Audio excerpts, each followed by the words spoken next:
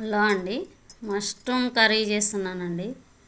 ఇక చూడండి, ఇవి ఉన్నాయి కదా, ఇలాగా తీసేసుకుంటూ ఇలాగ ఉన్నాయి కదా, వీటిని ఇలా తీసి అన్నీ క్లీన్ చేస్తున్నానండి.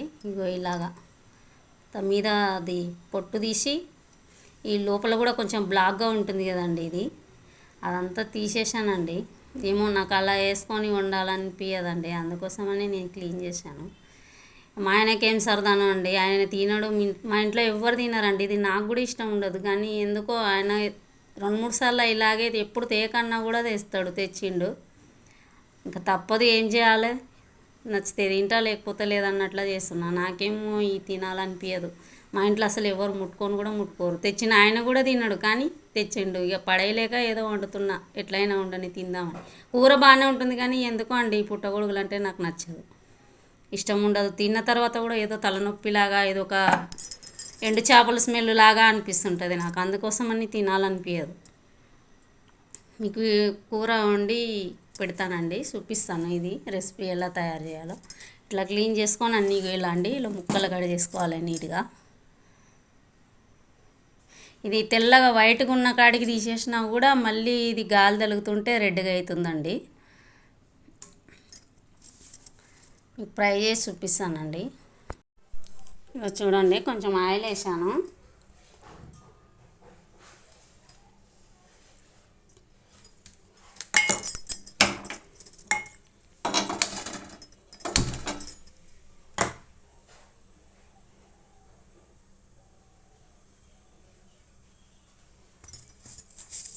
కొంచెం ఆవాలు జీలకర్ర వేసుకుందామండి.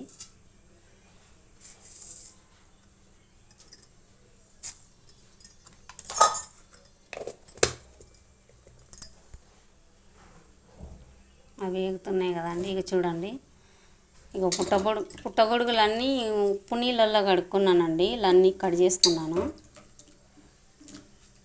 మష్రూమ్స్, కొత్తిమీర అండి, 3 టమోటాలు కట్ చేశానండి. ఇక 3 పచ్చిమిరపకాయలు కట్ చేశాను. ఒక ఉల్లిగడ్డ కట్ చేశాను. కొంచెం కరివేపాకు, ఇలా ఆల్రెడీ అన్నీ వేసి పెట్టుకున్నానండి. ఇక అల్లం వెల్లుల్లి పేస్టు, ఉప్పు, కారం, ధనియాల పొడి, గరం మసాలా, పసుపు వేసానండి దీంట్లో.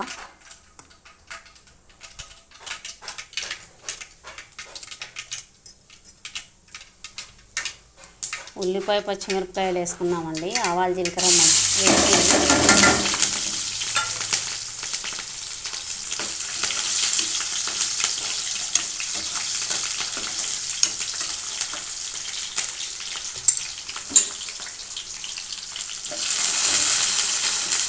టేస్ట్ అయితే చాలా బాగుంటుందండి. కాకపోతే ఏమో మా ఇంట్లో చిన్నగా ఉన్నప్పటి నుంచి ఎండు చేపలు తినము. ఆ ఎండు చేపల స్మెల్ అన్నా, ఎండు చేపలు తిన్నాయి, ఈ పుట్టగొడుగులో నాకు ఏదో అట్లాగే అనిపిస్తుంది, ఎండు చేపల స్మెల్ లాగా.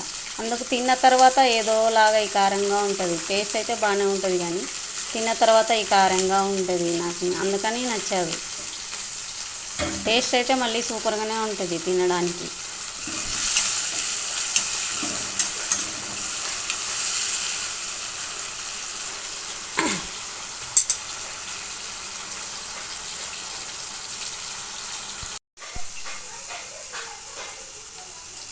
చూడండి, బాగా కొంచెం ఆయిల్లో కొద్దిసేపు బాగా వేపానండి.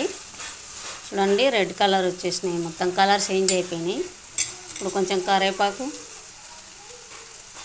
అల్లం వెల్లుల్లి పేస్ట్ వేసుకుందామండి.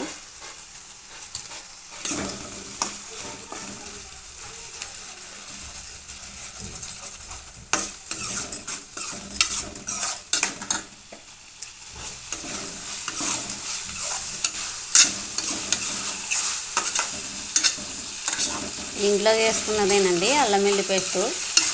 మంచి కమ్మటి వాసన వస్తుందండి. ఇది వీడియోలో పెట్టానండి ఆల్రెడీ, మీకు కావాలంటే చూడండి. చాలా బాగుంటుంది. ఇంత కూడా కలర్ మారలేదండి, టేస్ట్ బాగుంటుంది. అల్లం పేస్ట్ ఫ్లేవర్ కూడా బాగుంటుంది. ఒక టమాటా ముక్కలు కూడా వేస్తున్నానండి.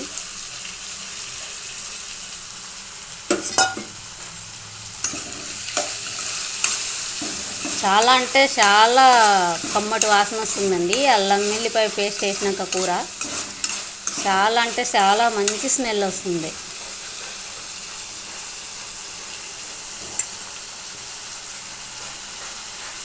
ఇవన్నీ మసాలాలు ఉప్పు కారం అన్నీ కలిపి నేను చేసుకున్నానండి.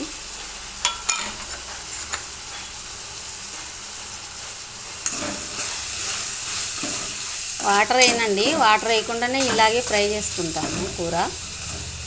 చిన్న మంట మీద మగ్గనిచ్చుకుంటానండి మూత పెట్టి. వాటర్ వేయనండి, నాకు ఇష్టం ఉండదు ఇలా వాటర్ వేయడం. వాటర్ వేస్తే కొంచెం కౌసువాసన లాగా అనిపిస్తుందని నేను వాటర్ వేయను. కొత్తిమీర కూడా వేసేస్తున్నానండి. ఇంక ఇంట్లో వేసేది ఏం లేదండి, మూత పెట్టి చిన్న మంట మీద మగ్గించుకొని రెడీ చేసుకోవడం. ఇక చూడండి ఎలా ఉందో.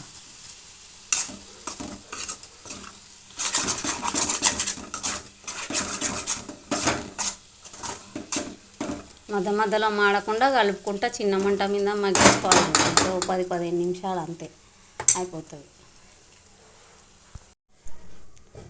చూడండి చూడండి ఆయిల్ పైకి వచ్చేసింది.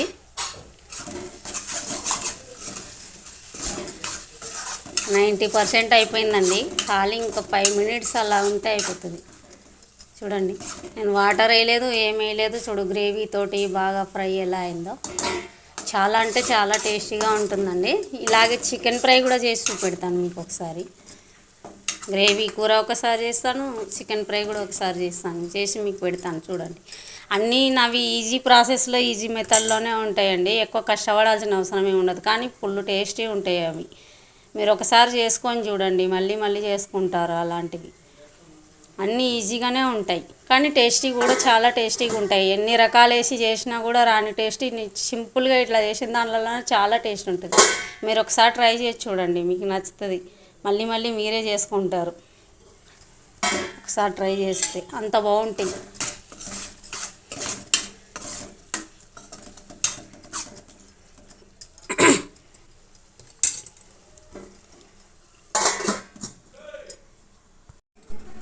చూడండి కూర అయిపోయిందండి. ఇంకా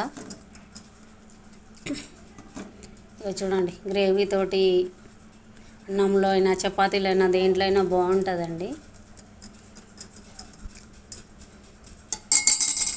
చాలా బాగుంటుంది, మీరు కూడా చేసుకోండి. ఇవ్వండి ఉడికించిన పల్లికాయలు.